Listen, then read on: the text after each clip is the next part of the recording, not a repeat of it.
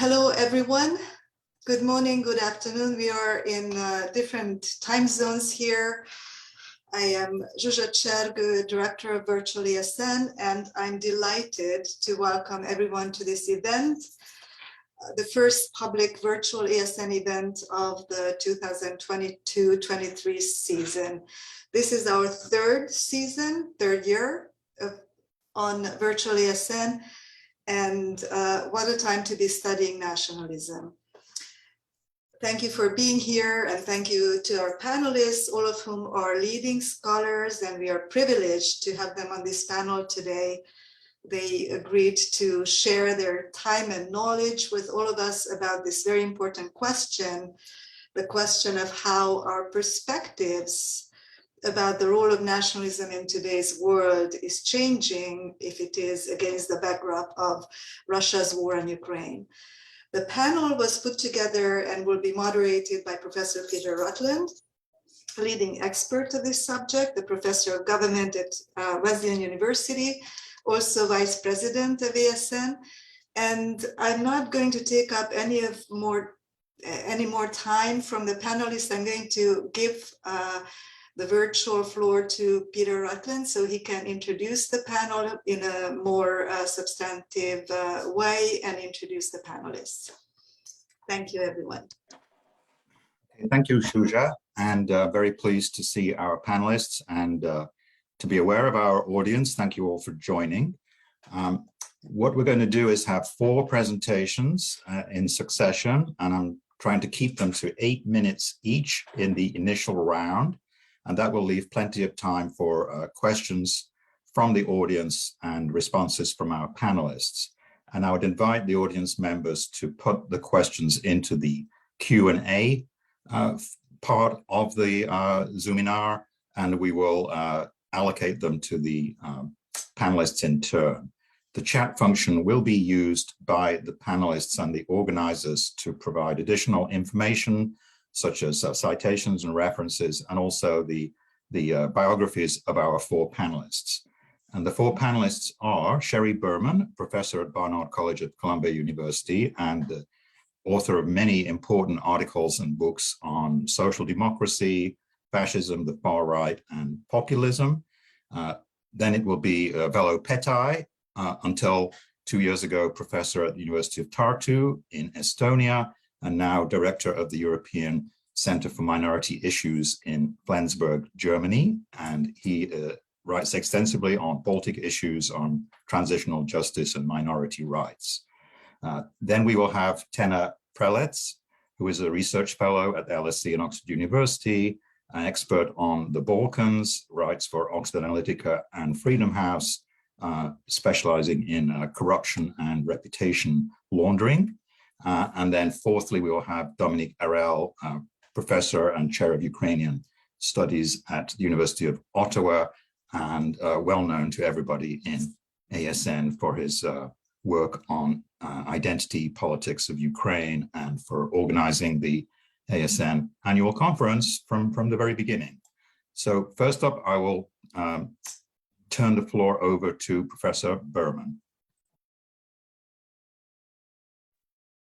Hi, thank you very much, Peter, and I'm looking forward to hearing what my fellow panelists have to say. And of course, thank you to everybody who's attending. I hope we will have a good conversation. So I'm here ostensibly as the person to talk about Western Europe, particularly Germany, but perhaps also mention some things that I see as relevant in the United States. So if we start with Western Europe, as far as sort of nationalism in the past year or so, and in particular in conjunction with the Ukraine war, there's a couple of different kinds of things that we can look at. One thing that is in the news very often is the development of right-wing populism.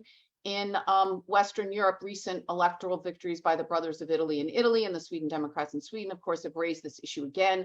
These parties are seen very much as kind of pushing a nationalist as well as a kind of xenophobic and illiberal agenda. And so one question is whether or not we should read the success of parties like this as a reflection of either growing nationalism over time in Western Europe, or particularly the increasing relevance of nationalism, in light of the Ukraine war. I would say that this is not really the case.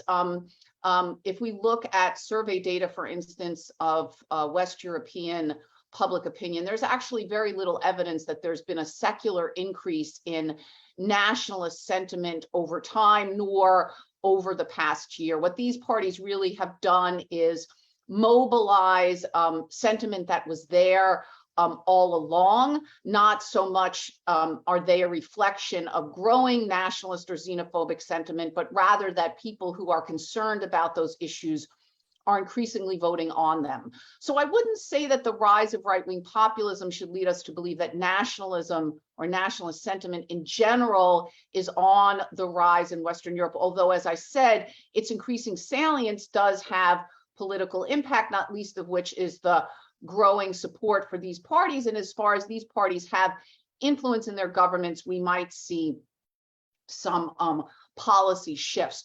I would also say, though, that one thing that's often lost in our discussions, and this is just a point of historical comparison, it is not a normative argument, is that many of the things that these parties are arguing for, restrictions on immigration, much more inflexible, much more ethnically based understandings of nationalism, these were relatively standard policies or perspectives for conservative and Christian democratic parties up through the second half of the 20th century. I mean, what I'm suggesting here is that we recognize that and I mean by this, mostly the highly educated types that are likely to be attending a seminar like this, that our perspectives on, what is the norm, the conservative norm, has changed a lot in the last couple of decades. A lot of the things that these parties are pushing, again, you could have heard out of the mouths of someone like Helmut Kohl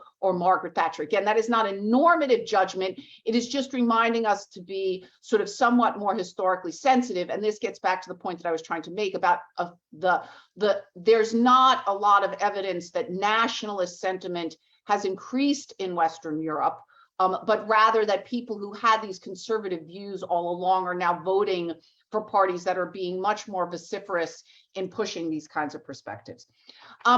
Okay, so what else? How about in a critical case like Germany? What has the consequence been, let's say, of the Ukraine war for Germany? So I wouldn't say, again, that we've seen any increase in nationalism in Germany. We have seen, obviously, some very significant policy shifts. We have seen the Germans not only most obviously reconsider their relationship to Russia and their relationship to Russian dependence on dependence on Russian gas and oil in particular, but a kind of understanding that the neglect of their defense capabilities, their neglect of the reality that Europe more generally needs to have a robust defense, not one that is merely piggybacking off the United States, that the Ukraine war really has pushed that understanding forward in a way that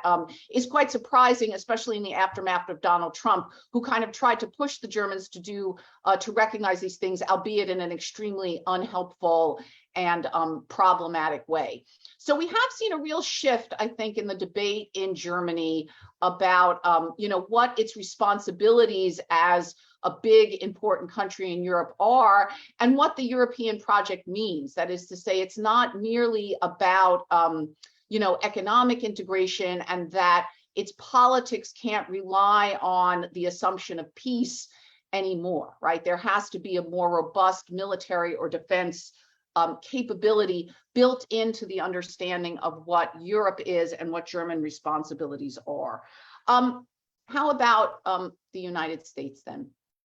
Well, sitting here in New York, actually, the last year or so has revealed some pretty interesting dynamics. One is that under the right conditions, the United States can, in fact, act as a sort of promoter of Western cohesiveness. I say this is perhaps a little surprising, just because especially after the Trump presidency, when the United States was a divisive force, not just in the world, but with regard to the transatlantic relationship in particular, this is somewhat surprising. I would say, and this is obviously something that's up for debate and discussion if folks are interested, I would say the Biden administration played the Russia-Ukraine conflict probably as best as it possibly could. It not only obviously had good intelligence, but did a good job in the run-up to the Russian invasion in bringing together the Western allies behind a relatively cohesive and forceful response. Also, somewhat unusual given American recent history is that this time the United States is backing an insurgency, counter offensive that is actually enjoys the support of the people. We have a unfortunate, depressing history of supporting groups that have very little popular backing. This is obviously not the case in Ukraine. The Ukrainians have obviously done the job of defending themselves with immense amounts of American and Western aid, but they have done the fighting. They are fighting for their own independence and freedom. And so here's a place where not only I think the United States did a good job in bringing together its allies, but in supporting a cause that has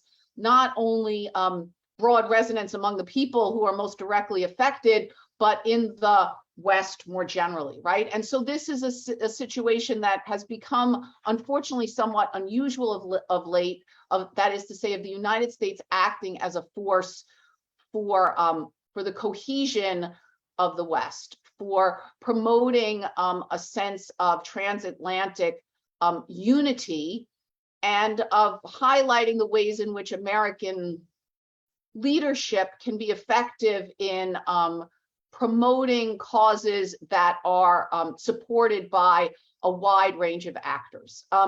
So I wouldn't say that that has promoted nationalism in any way, but it certainly, I think, has been at least a temporary promoter of Western cohesiveness.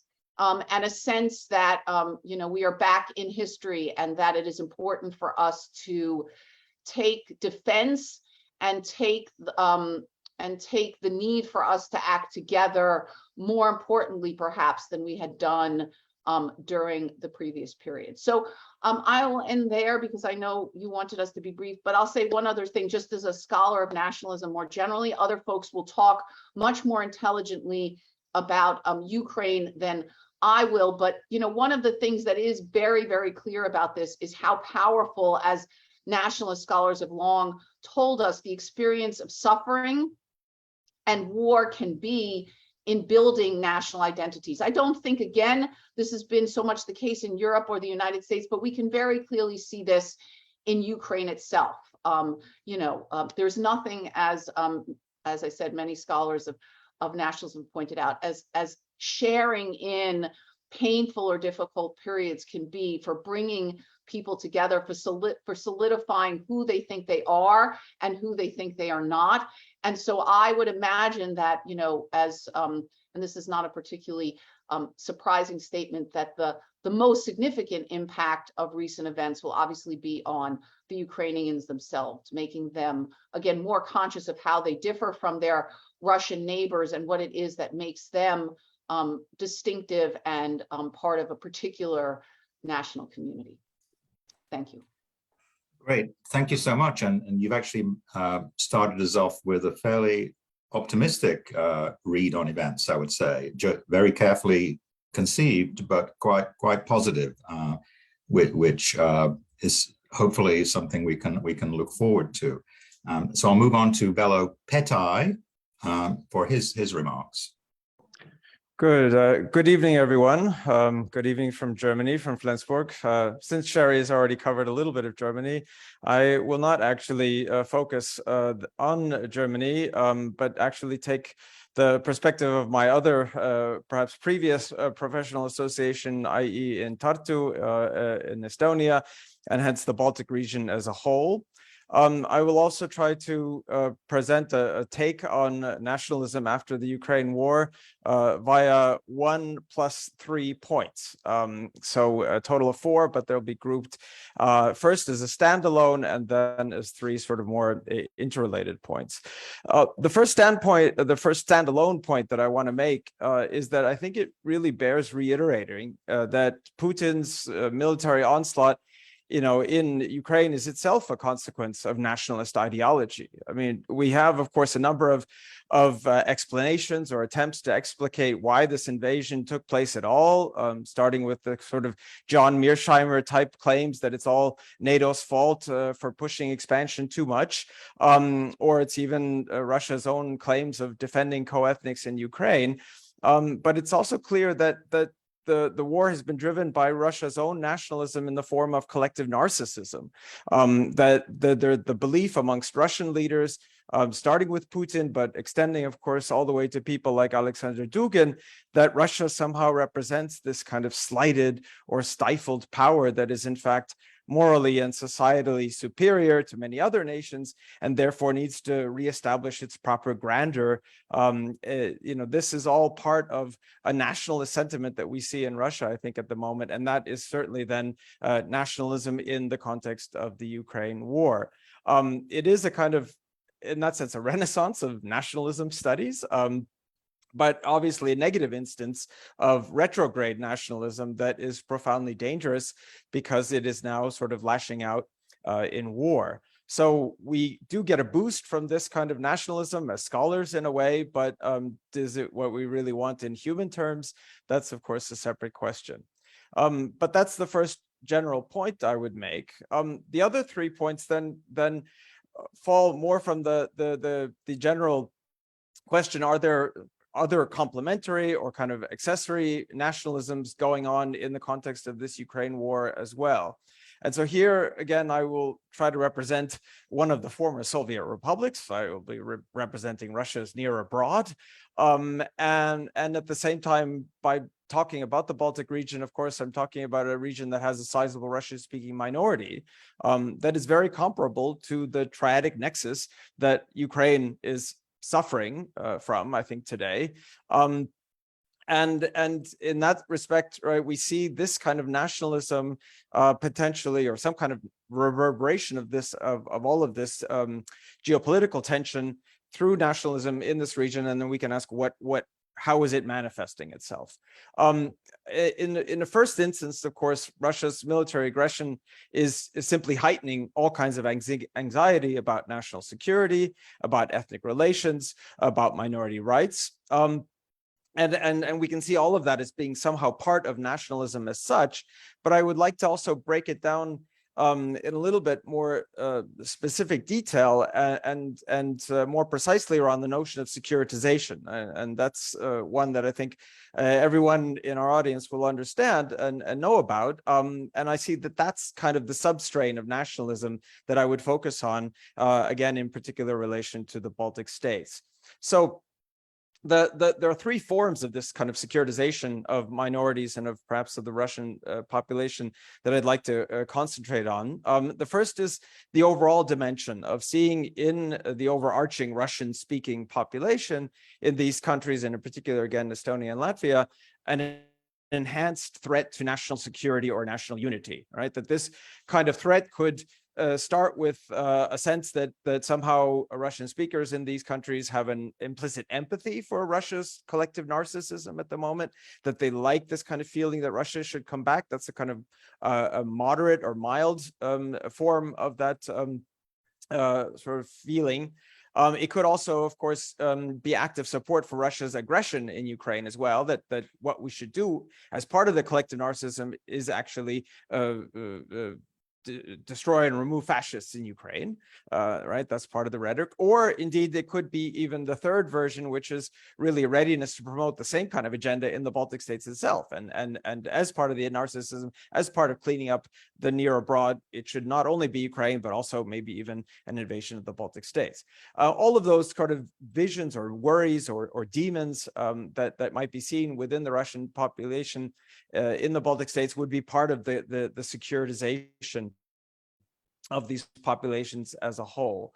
Now, we haven't seen much of this in specific terms. It's not a rhetoric or narrative that is anywhere out there in the public sphere. Quite the contrary, there were lots of statements at the beginning of the war saying that by Baltic politicians saying that this is clearly Putin's invasion. It has nothing to do with Russians in the Baltic states as such.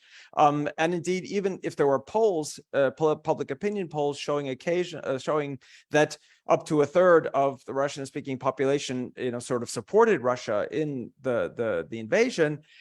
Two-thirds, one-third clearly did not, and one-third was sort of agnostic. So you could say that ultimately two-thirds of the people didn't really support it, and that was a better sign, of course, than it might otherwise be. So in that sense, there has not been this wholesale securitization of the minority populations. Rather, it's manifested itself in some more specific areas, and one of them is memory and symbol politics.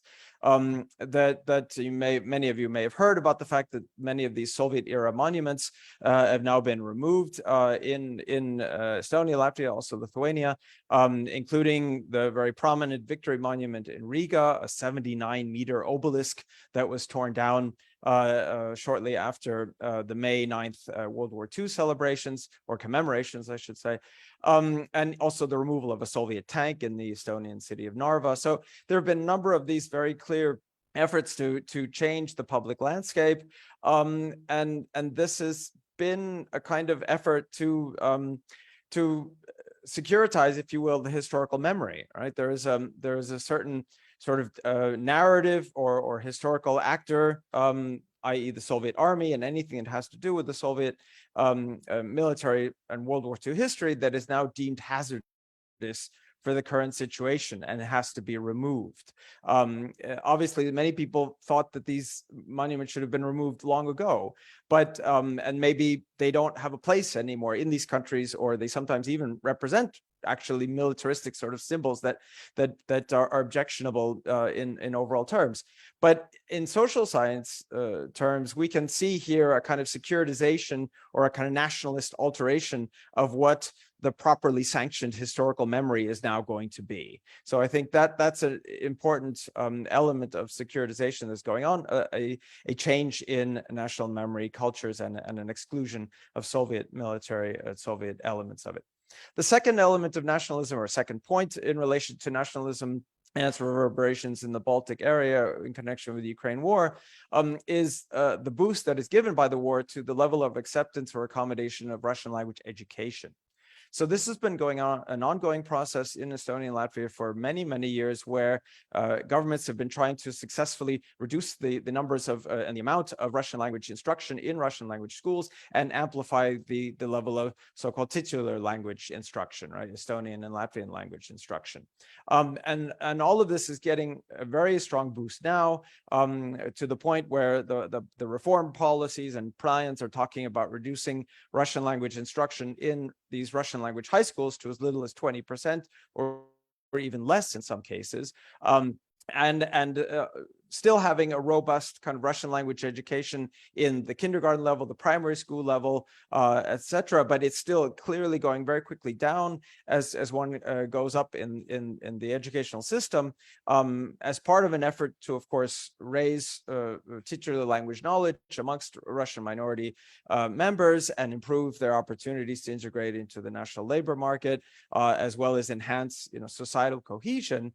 But it is ultimately also a kind of nationalizing endeavor that is getting a big boost by the Ukraine or the Russia's invasion of Ukraine. Then the third type of securitization that I want to talk about is a narrower one, and because it concerns in particular Russian Federation citizens in Estonia and Latvia.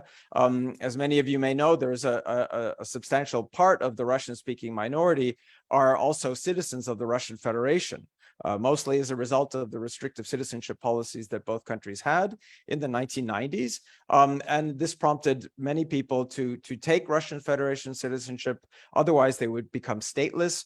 or they were simply unable to pass naturalization laws and procedures in these countries to become Estonian or Latvian citizens. So in Estonia, about 6.1% of the entire population are Russian Federation citizens.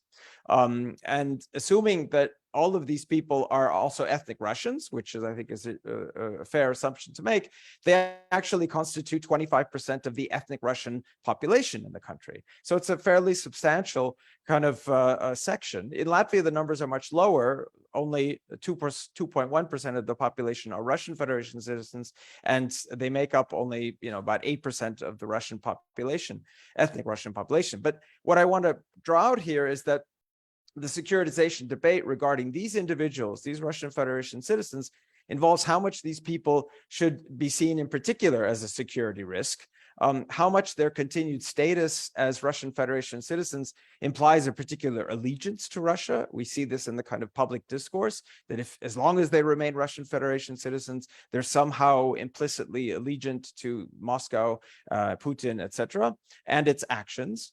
And finally, how much these Russian Federation citizens are then also legitimate targets, if you will, of certain tightening of measures or even sort of indirect sanctions, because in some way they are, quote unquote, responsible for the violations of human rights and whatever else international law that their state is committing. So we see this in the public discourse, a kind of extension, and I would clearly see this as a kind of securitization of the Russian Federation citizens in these countries, to the extent that they are seen as somehow co-responsible for what's going on, even if they're not even living in the Russian Sorry Federation. to interrupt that, Vello. Yes. Can you wrap up, and then we can... Yes, I will. I'm coming to the conclusion Yep. now. So the point being that the two small concrete elements here is an effort to remove the right of Russian Federation citizens to bear arms, and also even to remove their right to vote in local elections in Estonia. So it's relatively tangible. So this is what I've tried to present when we talk about nationalism after the Ukraine war, a relatively sort of geographic specific perspective from the Baltic states. And I'll be excited and interested to hear more comments and questions later on. Thank you so much. Thanks so much. That this is an area that could have blown up more explosively, but so far hasn't. And I think you've given us a very solid foundation for understanding what to look for as the situation evolves in the Baltics. Now on to Tena for a focus on another part of Europe, the Balkan region. Yes, indeed. Thank you very much, Peter. So I will focus on the Balkans, and I'll dive straight into the odd one out, which is Serbia. So the spirit of transatlantic unity that Sheri has talked about just now, is safe to say that it is by and large lost in Belgrade and in Serbia more widely. Serbia is the only country among the Western Balkan Six, so the EU aspirant countries trying to join the European Union, which has so far not introduced sanctions against Russia. And today at the European Political Community meeting in Prague, where 44 countries supposedly united in their condemnation of the Russian aggression came together, it's probably likely that Alexander Vučić, the president of Serbia, was sticking out not only for his height in that sense. So there indeed seems to be a difference between Serbia and other Western Balkan countries in respect to their approval of Russia's behavior and of their sentiments towards Russia. So whereas in the Western Balkans and also in other countries such as Bulgaria of the Eastern Balkans, actually support for Russia and for the figure of Vladimir Putin has been going down since the start of the war. In Serbia, this sentiment seems to be reinforced even further on top of a quite high baseline. And it's also interesting to remind that during the COVID pandemic, these sentiments of the Serbian population that are really sticking out and are different in respect to other Western Balkan populations came to the fore. So according to data that we collected with the Balkans in Europe Policy Advisory Group, Russia and China were seen as allies and friends helping Serbia during the COVID pandemic, as opposed to the other countries of the Western Balkans, whereas the EU and the West were seen as the main allies. So this also translates in support for Russia's position today. And the most recent surveys in that respect are really quite shattering. So we have a survey by the New Serbian Political Thought from May, which shows that 82% of Serbs oppose sanctions to Russia, while only 7% are in favor. And another survey from this summer that indicates that 60% of Serbs are against sanctioning Russia, even if Serbia was to be sanctioned itself. So it's very, very clear, the situation. So how did we come to that? How did this pro-Russian sentiment come to be so rampant in Serbia? Really the point I want to focus on today, and which is front and center in this riddle, is of course the media.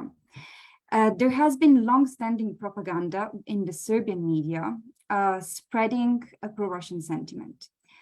It's important to remark that this falls on very fertile terrain, meaning that there are two tropes, namely Serbia's bombing by NATO in '99 and the subsequent unilateral declaration of independence by Kosovo. So these two tropes are used routinely to portray the West in a wholly negative light, while Russia is always presented as a defender of Serbia and the Serbs. However, this fertile terrain, this message has been really amplified and has dominated Serbia's media scene for years, thus inevitably affecting public opinion. And it has dominated various types of media. We see it in at least three different types of media. One is the government-controlled ones. So the government-controlled media, although the government itself of Serbia has often been positioning itself on a pro-European course, the government-controlled media, we see them really highlighting this supposed strong cooperation between Serbia and Russia. We have data by KRIK, an investigative journalism outlet, that has shown that Putin was the second most frequently featured figure on tabloid front pages, just after President Alexander Vučić. So Putin was always presented as this strong, shrewd, and capable leader, and really as a friend of the Serbs. And then, of course, we also have those openly pro-Russian media, such as Sputnik Serbia, and also, on top of all that, clickbait outlets. So basically, smaller media that make use of this pro-Russian narrative to even reap financial benefits on top of that. Now, the question is now why? Why has this happened? Why has this really amplification of the pro-Russian sentiment occurred in Serbia over the past decade? And the answer to that is for political use. So really, since his ascent to power, starting from 2012, Alexander Vučić, who is currently the president, has had an interest in potentiating these pro-Russian stances in order to present himself as a moderate, stabilizing force and the only force in the Serbian political spectrum able to keep Serbia on a pro-EU course. Hence, this pro-Russian bias in Serbia's mainstream pro-government media has actually gone hand in hand with a significant degree of anti-EU narratives, paradoxically, but it goes absolutely in line with this aimed intent. And therefore, we should not be surprised that this increase in pro-Russian stances is going also hand in hand with a lowering of support for EU accession. I mean, set aside all the, the faults that the EU has had in terms of EU enlargement, but it's undeniable that in Serbia, support for EU accession is the lowest in the Balkans, and at this year is the lowest ever, if I'm not mistaken. So this year is at 51% overall general support for EU accession. And according to the latest Balkan barometer, we have only 38% of Serbs who think that it's a good thing. And you compare that with over 70%, for instance, in Kosovo. So really the situation is quite dire. So this has also translated in a political impact onto Serbian politics after the start of the war. Basically, Alexander Vučić, even if he wanted to tone down these sentiments that have been amplified over the course of the past decade, and introduce sanctions against Russia, he can't do it all of a sudden. I mean, basically a replay of what happened in 2014 happened now in the minds of most Serbs. So in 2014, after Russia's annexation of Crimea, this picture of Russia as a friendly great power that helps Serbia has influenced interpretation of the crisis with numerous narratives defending Russia's actions. So in a way, this narrative is now very difficult to be toned down. And it already arguably had some effect in terms of political impact, because at this April parliamentary elections, we had the Serbian Progressive Party, so Vučić's party, that had for the first time, it had to seek coalition partners to form the government for the first time since 2014. So it did have an impact, arguably, on its on even its positioning and its result at the elections. Whereas Vučić's own image did not really suffer, but his party actually did. So what is happening right now is that there are some changes in the media narratives. So while we see those openly pro-Russian media that continuing to spread Russian propaganda, those pro-government media in Serbia have tried to adjust to the new interests of the government, sending mixed messages or even trying to change tone outright. So basically efforts were made to reduce the pressure on the government by depicting the war as a battle between great powers, with Serbia basically having no option but to look after its own interests. So this is the narrative that was tried to place and to change. So what happens next now? Well, in spite of not sanctioning Russia outright, these sanctions by the EU are touching Serbia nevertheless. So today, the 8th sanctions package by the EU has also entailed that Russian oil can no longer reach Serbia through the Janaf pipeline from Croatia. So that actually carries a significant, well, it does carry an impact on energy security in Serbia, a landlocked country that is very dependent on Russia in many respects in terms of its energy. So until now, the EU and the West have been lenient, giving an exception to Serbia, but now no longer. So they're really giving Serbia a message: if you continue this way, there will be consequences. And there will be consequences that will be felt by the citizens, by and large. Especially so the worrying thing are most of all are the knock-on effects on the prices of electricity. So if you check out the electricity they had prices in Europe today, Serbia is absolutely the highest one at, I think, 250 euros per megawatt, as opposed to Sweden with 4 euros per megawatt. So we can see how really affecting this might be. And the risk there is that from a citizen's perspective, it might once more be seen as the West punishing them, rather than seeing this in connection with their government taking a specific type of approach, so not aligning with EU foreign policy, and therefore having consequences for that. So from a Western perspective, I would say, the challenge is to try to communicate this narrative as not punishing the citizens, but the leadership. And I'll now leave you with a final thought, trying to go slightly beyond the Balkans and beyond Serbia.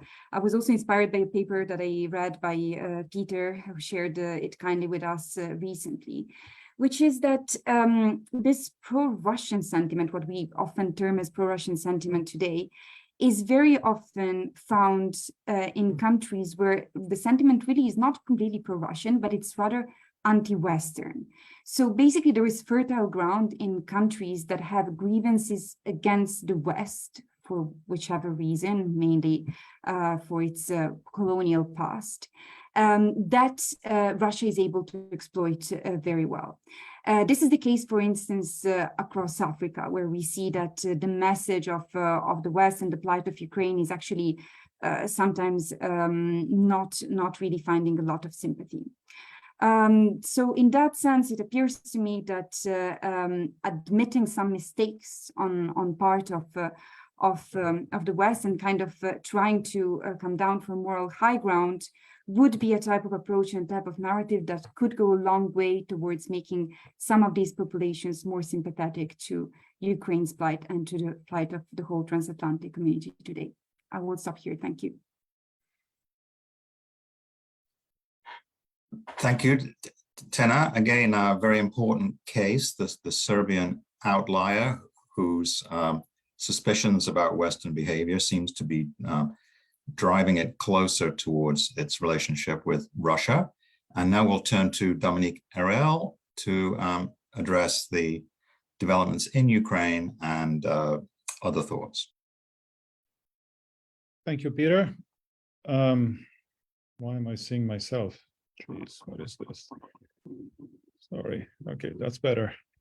Of course, I happen to be the one guest here in Ukrainian studies, but my take here, my angle will rather be what's, in my interpretation, the effect of the war on nationalism studies. So what is it that we're learning in real time about nationalism through this extraordinary case of the Russian war of aggression of 2022? So I'll try to make 2 points in my 8 minutes. One is about nation building, which in the Ukrainian case is kind of reinforcing something that we've all learned, except what's extraordinary is that we're seeing it in real time in the 21st century, as opposed to a 19th century long dragged out phenomenon, how nations are created. And the second point will be, and that will apply to Ukrainian nationalism. The second point will apply to Russian nationalism, and it's the relationship between, in a sense, the center, but the center in an identity sense, and the periphery. So those Ukrainians that are really Russians, and the tension between the center and periphery, which goes far beyond the claim that Ukrainians are Nazis. And then it's actually, I'm interested in the relationship between those Ukrainians who somehow see themselves as political Russians and how they fit in the dynamics of Russian nationalism. So my first point on nation building. Now, in Ukrainian studies, in a sense, the puzzle when Ukraine became independent, and the claim that was made by certainly nationalist actors, is that half of Ukraine really is identifying with, is conscious, politically conscious of being Ukrainian. The other half, for historical reason, needs to get up there, meaning the Eastern Ukrainians. So it was the so-called nationalizing project, that independent Ukraine must become fully Ukrainian. And that means first and foremost the schools. So you need to have Ukrainian schools everywhere, predominantly Ukrainian schools. It's not exclusively Ukrainian schools. And that was largely achieved, actually, for the partial exception of Donbass and Crimea before 2014. Virtually all schools had become Ukrainian schools. And the whole question of symbols, and here the Holodomor played a crucial role, that the Holodomor was seen like increasingly in national terms as an attack on the Ukrainian nation, and that was beginning to spread throughout Ukraine. So the nationalizing project. Now, the nationalizing project was certainly was electorally potent, so was creating, there were claims made that it was actually dividing Ukrainians, dividing Western and Eastern Ukrainians, and clearly Russian propaganda has picked up on that there are two Ukraines and so forth. And what was at stake here is the fundamental questions of whether Ukrainians share or not a destiny, so a past and then a future, with Russians, which is the stable of nation building. Nation building ultimately is about the ability, socially and politically, to come to a point where the dominant thinking is that there is no common sharing with the other, and that the only common sharing is among us, among Ukrainian. That, I would say, through 2014 was electorally significant. I mean, you had even up to Maidan, a party in power that was still using all the symbols of shared destiny with Russia, with Russians, that the Holodomor was a tragedy of all Soviet people, that the Ukrainian nationalists of World War II were a bunch of fascists, and etc. Now we get to the fundamental point, the war, but already in 2014, we have a war in 2014 that lasted, that was ongoing in 2022, the Donbass war, the annexation of Crimea. That was beginning, to shatter this idea of shared destiny that was still, again, politically, electorally potent in Ukraine. And definitely the 2022 war that we're observing aghast in real time has completely blown it to bits.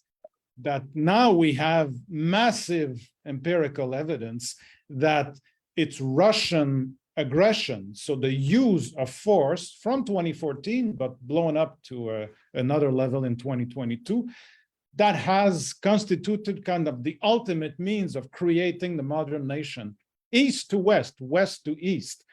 And even symbolically, increasingly now, eastern cities are becoming central to an understanding of the Ukrainian nation, the martyr of Mariupol, the bombing of Kharkiv. Actually, all the cities that have been bombed are in eastern Ukraine and not in western Ukraine. Now, what's remarkable is that 25 to 30 years of nationalizing policies, particularly with the schools, have created a situation where these Eastern Ukrainians who were shattered by the war and now are increasingly identifying as political Ukrainians have the ability to switch symbolically also to Ukrainian, to switch to start speaking Ukrainian, because they all went to Ukrainian schools as a first language. So that wasn't entirely the case, certainly 25, 30 years ago. So reinforcing, again, nation building, something that we've all learned and we keep studying, and that's striking. But my second point, I see time is flying, geez, on the periphery, I think is understudied the nationalism studies here, is the relationship, again, with the claim by the center here, and the center will be Moscow, all the apparatus of the state, that they're appealing to co-ethnics. So those Russians really, I mean, there's always this ambiguity, Russian speakers, Russians, Russian-speaking Ukrainian, but ultimately it means you're really Russian. I mean, that's the notion of a single people, and Putin's telling us there's only one narod and so forth. Of course, it goes back to the 19th century, but now it's the foundation of a war. Now, on the one hand, you've got the claim that Ukrainian nationalism, so the claim of separate destiny, is fake, it's artificial, and it's deadly, it's fascist. So again, it goes back to the 19th century. It's created by the Austrians, the Poles, and the fascists, but you see what happened in World War II, the collaborators and so forth. They're not the true Ukrainians, but that's not my interest here. My interest is how Russian nationalists see those territorial Ukrainians who are actually kind of inclined to embark in the project of the so-called Russian world. So the political Russians. And the dynamics here is that, okay, we're coming here to save you. I mean, the so-called military operation is for the protection of Donbass and etc. But in fact, they're the guys being attacked. They live in cities that are being destroyed. There's an actual contempt for them. And the contempt is actually expressed, I'll give, well, 3 examples. First of all, they're destroying their living conditions. We see that in real time. Zaporizhia attack again this morning, apartment building. Well, in the Ruski Mir narrative, they're Russians, right? They're supposed to be Russians, and then they're being attacked. But beyond that, perhaps a fact that is little known is that the only area so far that it has been since February under general mobilization is Donbass, is the Donbass controlled by Russia. So DNR, LNR. And they're the ones who have been used as cannon fodder from the beginning, with absolutely devastating and huge casualties, because they're undertrained and then they're underfed. There's just, in other words, Russia doesn't give about them, even though the whole premise of the war is based on them. And that's the relationship between the center and periphery. In reality, is an utter contempt for these Ukrainians that are truly Russians. And we see that even with the church, because Eastern Ukraine is the landscape, the territory of the Ukrainian Orthodox Church Moscow Patriarchate. There's been this division and tension for decades between, whether the Ukrainian church should be autocephalous, and there's been development a couple of years ago and so forth. And here, the Russian Orthodox Church in Moscow has been blessing the war. But it's a war against whom in practice, because the city is being bombed, it's a war against the parishioners of the Ukrainian Orthodox Church Moscow Patriarchate. They're the ones who are being attacked. Even though they're supposed to be Russians, part of the Russian world and so forth. And so we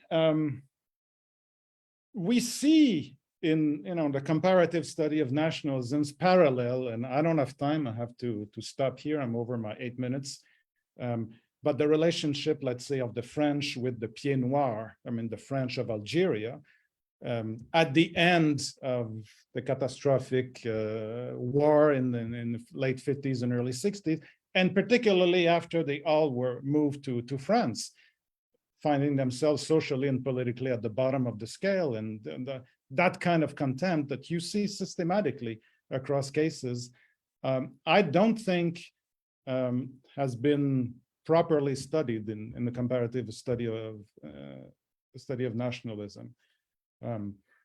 So that's something that I would personally pursue, even though I'm not that inclined to study Russian nationalism, but I'm more interested in the fate of these Ukrainians who find themselves, whether in Crimea or in Donbass, in this world.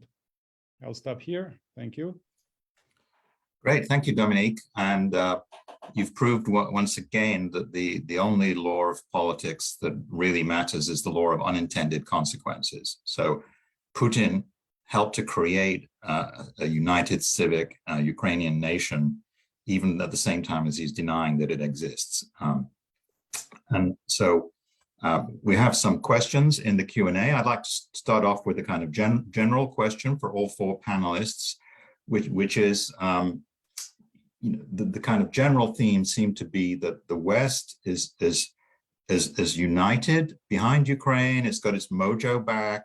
The harmonization of national interests and national identity across multiple Western nations is holding together, and that's allied to the emergence of this strong civic, inclusive national identity in Ukraine through the processes that Dominique has outlined. Now, the flip side of that is that this is in reaction to an aggressive, reactionary, exclusive nationalism in Russia, possibly also in Serbia. So it's the old question about the good nationalism and the bad nationalism, the synergy between the two, and where does this all lead? And do you agree with that characterization, or is it too simplistic and binary? I mean, are the Russian nationalism that's resurgent that Vello talked about and the Ukrainian nationalism that's resurgent that Dominique talked about, are they the same phenomenon, or are they heading in different directions? And that also relates to a question from Myra Waterbury in the Q&A about how this maps onto regime types. And is it that the democracies are all lining up behind the Western narrative and the authoritarians behind the Russians, or do we see some variation in that within Europe? I don't know if any of the panelists would like to tackle that or even comment on the other panelists. Sheri, it looks like you have something to say on this. Well, I was just nodding because I thought those were good questions, but I can sort of start off. I mean, I think that we have to be careful to judge what's going on in our contemporary world against sort of what could be practically hoped for versus what could be ideally hoped for. That is to say, we already see lots of fissures emerging within Europe, for instance, about how the suffering caused by this energy crisis should be distributed. There was a couple of articles today about Europeans getting PO'd about this new German budget package or this new German proposal to sort of help German businesses and consumers deal with higher energy prices, whether this was a subsidy and unfair and would unfairly impact other Europeans. So, I mean, look, there's going to be fissures. I think, though, that when we compare this to other endeavors, particularly ones recently led by the United States, this is, about as good as can be expected. And it shows, if nothing else, that, when you have a good cause and good planning and good leadership, the West can still act with some measure of both cohesiveness and effectiveness. As far as lining up, I mean, in the United States, for instance, we have weirdly pro-Russian sentiments on both the extreme left and the extreme right. It's more explicit on the right because, Putin has presented himself as this kind of avatar of, I don't know what you would call traditional values. I don't even like using that term because I don't know what's traditional about them. But, you certainly see that on the extreme right. And then on the extreme left, you see a sort of instinctual anti-Americanism that leads some people to kind of buy this, what I think is meritless Putin line that this is all, the United States' fault. Because if you believe that everything in the world that is bad is America's fault, then, you end up with some very strange bedfellows. So, that is stuff that we have seen before, but as far as lining up behind different camps, I think this is obviously an issue with much more resonance in Europe. I imagine from talking to friends elsewhere, a lot of people in Asia and Latin America are like, look, we've seen imperialist wars of aggression throughout history. You in the West care about this now because it's happening in Europe, but this is kind of standard fare for us. So go and beat yourselves up, and it's not our fight. But I think in the West, it is a moment of some unity, and the question to my mind is whether this can be built on or not. Great, thanks. Anybody else on the panel want to chip in on this broad? Very quickly, I just wanted to sort of indirectly take exception to the idea of civic nationalism. I mean, I think it's a little bit of a red herring in terms of empirical cases, actually, and also when we talk in the given instance about a country like Ukraine. And of course, with Dominique here, I take no claim to be able to speak authoritatively about the situation in Ukraine. But of course, my center and others have been working also in Ukraine and on minority issues, and we know, of course, and some people in the Q&A have already drawn attention to the controversies, at least that were engendered by different language laws, education laws, which I think in social science terms can be talked about as nationalizing acts, right? They're attempts to harmonize, homogenize, bring onto the same page. Also, we can talk about it as nation building, but it's also,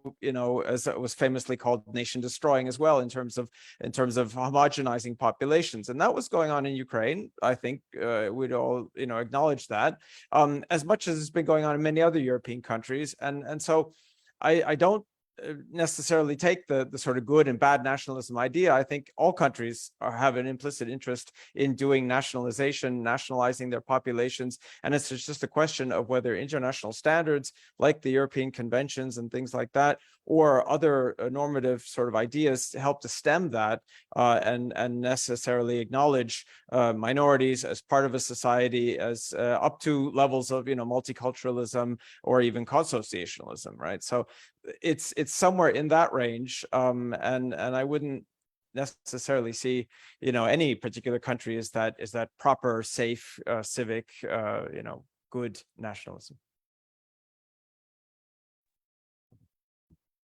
Yes, in respect to this good nationalism and bad nationalism question, let me premise my thoughts by saying that I'm not a nationalism scholar, but I am Croatian, so I kind of feel the urge to respond to that.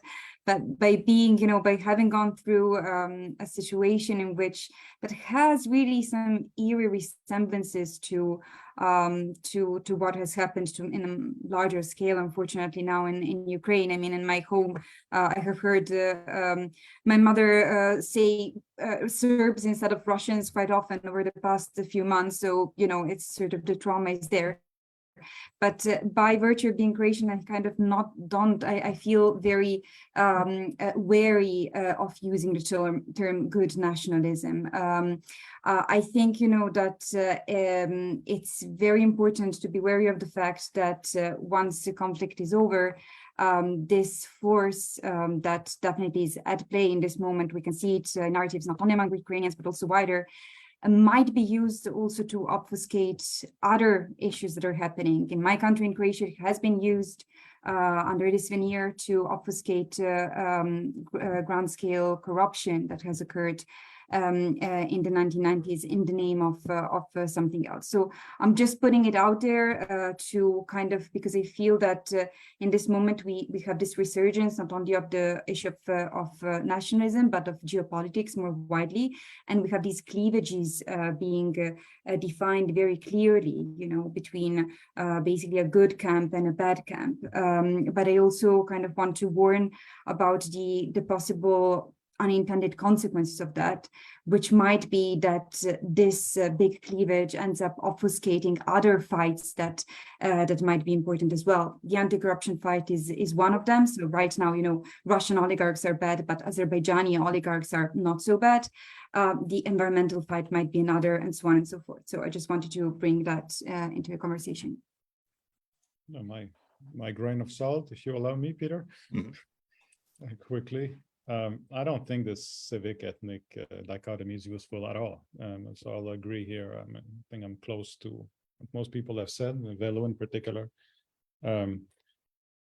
There's this terrific book that we feature at ASN in May by Philip Gorski and Sam Perry on the flag and the cross, on basically white supremacy in the United States. It's a terrific book. And but they make the distinction between nationalism and patriotism, and nationalism is bad. Nationalism is basically white supremacy and so forth. Patriotism is, again, the anti-fascist, and I don't think that's useful either. It is, I think that's what Vello was alluding to. Are you going after civilians or not? I mean, it correlates with the nature of your regime. Russian nationalism right now is about indiscriminately attacking civilians, the same way that German extreme nationalism in the 30s was doing that, and the list is long. And the international far-right movement, including in the United States, is definitely trending in that direction. And that is obviously normatively bad because it goes against the foundation of human rights. There's no evidence in the current war that Ukrainian forces are going after civilians indiscriminately and in the way they're waging their war. So in that sense, no, whether it doesn't make it more civic or ethnic, and the point is the more and more, the overwhelming now, according to lots of surveys, Ukrainians from the East, from the West, and so forth, Ukrainians identify with the state of Ukraine and increasingly identify with Ukrainian language and so forth. But the fact is, they're not going after civilians because even though these are extraordinary conditions, it's still an open system that's very part of why it is supported by, again, this coalition of states. I think that's how we ought to look at it. That makes it special, which is not to say that pre-war and post-war, there'll be an ugly side to Ukrainian nationalism. Of course there will be, like there's an ugly side in any nationalism. Like some Azov vigilantes went after Romas repeatedly, and then, 2014 to 2022, and that may happen again. And that probably will happen again, but that's not what we're talking about. Okay, thanks. There are several questions relating to Russian nationalism and Russia, and the kind of fear that if we do put Russia into this box, which it's put itself into, of aggressive nationalism, kind of what does the future look like? What happens when Russia loses the war? What happens if when Putin falls from power? Will more hardline nationalists take over? They're even worse than Putin. And do we see any pathways to Russian nationalism which doesn't look like that? So that's really a topic for a different panel. But if anybody wants to have a crack at that one, or even speculate about scenarios for the end of the war, be my guest. I would just add a really quick thought, and Dominique can probably expand on this, but I think one of the interesting elements that's going to happen here is what, and there I sort of lay it out on the table, what kind of Ukraine will come out of this war, not only in I mean, most of all in territorial terms. So if we go through all of the standard scenarios that are out there, it's a smaller Ukraine without Donbass, without Zaporizhia, without Kherson, all of what's now under Russian territory. If there was suddenly ceasefire, is it a Ukraine with all of those territories but without Crimea, or is it a Ukraine with all of those territories and Crimea? And all of those three versions will determine the type of multi-ethnic population that Ukraine will continue to have, and then what kinds of balances need to be struck across those populations. So I think it will depend on the numbers and on the types of territories and the people who are left in that Ukraine that eventually emerges from this war. Okay, I'll make two quick points. The first one is treacherous because it's kind of the shifting sands here about trying to speculate and so forth. So I'll say it outright. Ukraine's going to reconquer what it lost in February, and Kherson is next. We don't know if it's going to be next week, next month, or in January, but there's no way that the Russians are keeping Kherson, even in terms of their military situation. Increasingly, the army will be encircled and so forth. And the question will become, if they get to that, can they then reconquer what they lost 8 years ago after 8 years of Russian nationalization of an extreme nature, when anything symbolically Ukrainian was eliminated at all, and let alone trying to even watch Ukrainian TV and so forth. So that's an empirical question. Well, I can't predict anything, but the second point I want to make, which is of a different nature, is, and that's how I understood Peter's question, is that Russian nationalism now at its most aggressive and you've got to measure your words, but you're going indiscriminately against civilians. I mean, that's the worst kind of nationalism, and it emanates from the state. So that strand of nationalism has captured the state. Putin himself became an extreme nationalist. But we shouldn't fall into the trap of identifying Russian nationalism per se with its extreme expression right now in the gruesome war, I mean, the war crimes and so forth, if not worse, committed. The same way that we should not, as Russian propaganda is doing systematically, equate the type of Ukrainian nationalism in Western Ukraine in World War II that was expounded by an organization that called itself the Organization of Ukrainian Nationalists, that went after civilians. So they, again, proclaimed that it was Ukrainian nationalism. But Ukrainian nationalism is not the property, or any kind of nationalism, not the property of any particular organizations or state at any particular point of time, forever, meaning like delegitimizing forever any kind of Ukrainian nationalism as it would be like primordially fascist, which is essentially the Russian narrative, that Ukrainian nationalism is fascist, the same way that we shouldn't say that Russian nationalism per se, if it simply means that there is a Russian nation and a Russian state, and therefore a Russian past and a Russian future. Of course there is, right? That this is inherently fascist and has to be extinguished. In terms of an object of study. So I think that's, and again, not now, it's not the time, but going forward, it shouldn't disqualify the study of Russian nationalism as quote unquote a sociologically normal phenomenon, the same way that you've got Croatian nationalism, Serbian nationalism, Quebec nationalism, and the list is very, very long. That's my grain of salt. Yeah, one does occasionally see in Western media and even some government officials calling for the breakup of the Russian Federation, that Russia is too big, it's too dangerous, it's inherently imperial and a threat to its neighbors. But I find those comments very unhelpful at the moment, because the Russian press, the Kremlin, seizes on them and says, see, we proved right that Brzezinski and Madeleine Albright want to destroy Russia. So I think we have to be very careful about kind of pushing the argument in that direction. Before continuing this question of inclusive and exclusive nationalisms. I wanted to give Tena a chance to answer a question which anonymous attendee put in earlier about how does Vucic's reliance on the media differ from that of Milosevic, and questions of how the West can kind of peel Serbia away from Russia and back into its Western orbit. So I'll give Tena the floor for that. Sure, thank you very much. So what way it differs from Milosevic's propaganda? Well, it's a clear continuation of it. It's enough to remind that Aleksandar Vučić was the Minister of Information under Slobodan Milosevic in 1990. So quite clearly, the tricks up his sleeve were learned back then. With some, of course, new items and new twists included in it.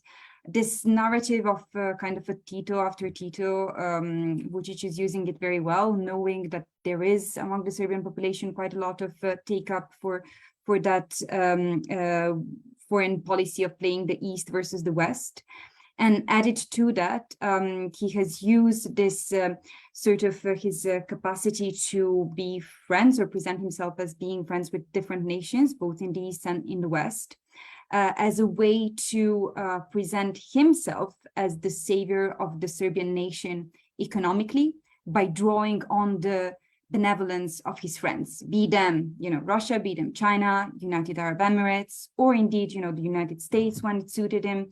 So there is this type of, narrative capture that also relies, of course, on the media capture that we talked about and on the wider state capture that is in place in Serbia. I mean, how, what are the roadblocks? I tried to explain that in my initial remarks. I mean, the problem is that this narrative has been honed for so long that it's quite difficult to change it all of a sudden. What I suggested is that there is a part of it which relates to these anti-Western grievances. And I guess this is the one that, institutions such as the EU and the West, if you want to call it more widely, can really work on, can say, trying to reach directly to the Serbian citizens, try to make it very clear that the EU enlargement is, giving clear rewards for clear progress, which is not the case right now. So there are a number of things that can be done in order to kind of reach out to the citizens and try to shift the narrative, trying to show that it's not a malevolent type of approach there. And just one, my 2 cents in terms of Russian nationalism. I just think that we can't speak about it without bringing in the crackdown on critical voices in Russia, which has been happening over the past more than a decade, because obviously right now, nationalism in Russia is at its very, very ugliest. I've been a student of Russian language during my bachelor's, and I had the opportunity to go there and to be there and to see how much it has changed the attitude of people in the big urban centers in Russia from the late 2000s to the early 2010s. And really there was a big difference in terms of the attitude, especially of young people, to rebel against authority. There was that specific moment at the end of 2011, beginning of 2012, when it became even fashionable to protest, to go against the regime. And arguably it was a small part of the population. But I was there and I can say that, at least from my own experience, I felt that it might be a sort of a little, snowball that might grow. Well, that spark was really killed in its infancy, and the ways by which the Russian government and the authorities have cracked it down was double down, triple down on, quadruple down on. And, so we come to a situation in which we don't really know what the majority of Russians think, because even the surveys that are done are very questionable and likely not representative of all, the population in a very solid way. So I just think that, that we need to see these two elements in conjunction, one with the other. Great, thank you. I think that's very useful characterization of the failed promise of a more liberal nationalism in Russia. Now, Marat Akopian in the Q&A draws us back to the distinction between, as he puts it, a multicultural West and a nationalizing state East. So he's kind of pushing back, I guess, against both Vello and Dominique's arguments that there's no qualitative distinction between the two halves of the continent, and specifically several of the questioners addressed the rights of the Hungarian minority in Ukraine. So I'd like to give Dominique and Vello a chance to address that question. And also for Vello, somebody earlier on asked about ethnic Russians in Estonia and Latvia changing their names. I hadn't heard about that. If you have any information about that, that would be interesting to hear as well. So either Dominique or Vello. Vello, you go first. Go first, I'll go second. Very well. Okay, thank you. Dziękuję. It's I think that again, maybe I just bring that, the classic civic nationalist example, France. We all talk about how it's all so accommodating and everything. And we see actually in the last 5-10 years that there's a rebellion of suppressed, minority identities, if you'd like, be it the Breton, be it the Corsicans, be it, Basques, and which the French state refuses to acknowledge. And so, there's not, I think, yes, there are strong multicultural examples in Great Britain, for a while in the Netherlands, but we all know of also the backlash against multiculturalism. So I tend to see things as, pretty much, I don't know whether it's now half full or half empty, but it's more in this sort of gray tone of light, in that fundamentally states are pushing toward nationalization of their populations. They're very reticent to embrace multiculturalism as a way of doing things, and only in certain instances do they do that. And that's why it's not that I'm against multiculturalism in any way, but I don't see necessarily many of these so-called civic nationalist examples really as anything but tamed nationalization processes. And this speaks to another question about the effect of international and European standards in particular, and whether they're undermined by some of this increased nationalization policy in many countries, including Ukraine, but also other European states. That yes, the European standards are being eroded by all of this, in part because also the European standards, the Framework Convention, and others are sort of stuck in time. They're stuck in the late 1990s, early 2000s, with the notion of national minorities, but more and more we're talking about immigrant populations and diversity management overall. And the Framework Convention has a very difficult time, and in particular the nation states have a very difficult time addressing those issues. There's a lot of reticence to addressing those issues. And lastly, about the question of Russians changing names, I personally am not aware of this being a particular wave in any of the Baltic states. If anything, I've probably heard more about it in Central Asia, where many are sort of dropping some of the OV endings of their names. But it is not, to my knowledge, been this kind of thing. But I can be corrected if the given person wants to contact me via the ECMI. Thank you.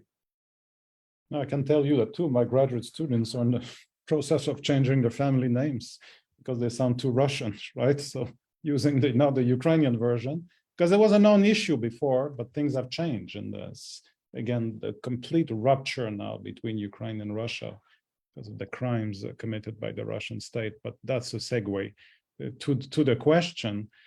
Listen, I live in Quebec, so I'm not particularly impressed by the argument that nationalizing states are in the East, whereas in the West, it's all good and it's all progressive. We just had an election on Monday, and basically the Nationalist Party, there's several Nationalist Party, but the card always to play is that French is in decline, which it is not, but statistically, you play with the statistics. And we've got to harden the language law, particularly for schools. So it makes it already for almost 50 years now, mandatory to children of immigrants. They have to go to French school. There's no choice. But that's for 11 years. And we have the system between high school and university, like a 2-year college, call it cégep.